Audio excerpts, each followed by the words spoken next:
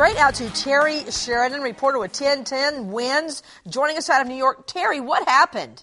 Well, what happened was, first off, I mean, she looked fabulous in her mugshot. Wait a minute, stop. That is your lead? No. I ask you what happens, and you say, Terry Sheridan, she looked fabulous in her mugshot. No, well, what she tried to do, Nancy, first was, obviously, as we just heard, she tried to hire someone to get rid of her husband. As she said, she wanted her husband gone. She contacted that acquaintance. He went straight to DA Kathleen Rice. They set up a meeting with an undercover police officer. At that first meeting with someone that she thought was a hitman, they negotiated a price, $20,000. Again, she just said that she wanted her husband gone. They set up a second meeting. That one was last week on the 3rd. She was given several opportunities, according to the DA, to back out. She puts down a $500 deposit. Wait a minute. Terry, I missed that. She was given several what opportunities? Several opportunities to back out. To back out. You know, sort of like, are you sure you want to do this? So are you sure you want to go ahead? So the cops kind of threw her a bone. The DA, by giving her a chance, say, you know what, this is a crazy idea. I don't want to do it. I still love him. Just anything. Right. Or, you know, we're going to go ahead with it. Are you sure this is what you... But she wanted to go straight ahead, and that's what she did. Okay, you know, Terry Sheridan, I stand corrected. She looks great in her mugshot, and she should, because she paid a lot of money for this. Out to the lines, Becky in Pennsylvania. Hi, Becky.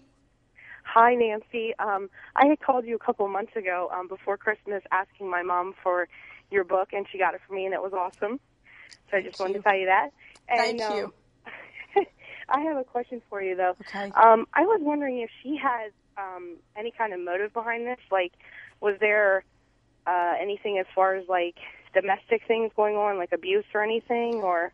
That's a great question, Becky. Now, it's my understanding that she claims the husband was abusive and forced her into deviant sex practices, that a lot of these claims, which they could investigate anyway, were investigated and were deemed to be false. What can you tell me, Rupa Michelinani, standing by there at the courthouse? That's right, Nancy.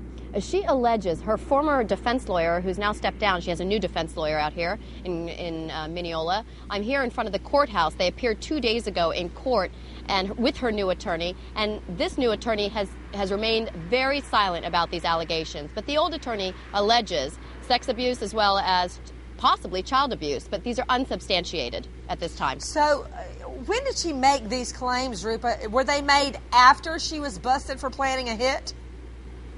No, Nancy, they were made during the divorce filings.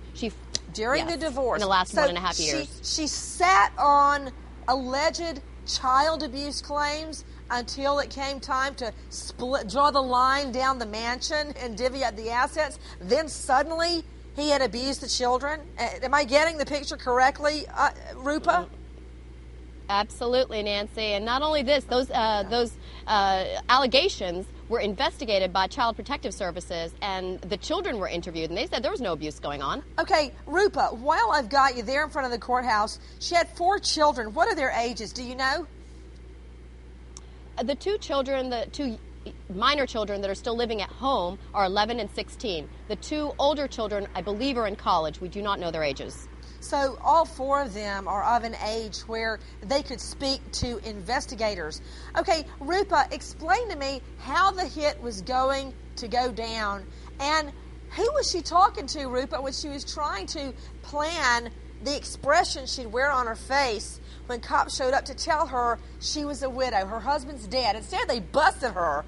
But who was she talking to when she was planning out just how she'd look when the cops came? She was talking to a Nassau County police officer who was undercover posing as a hitman. She believed she was talking to a hitman, Nancy.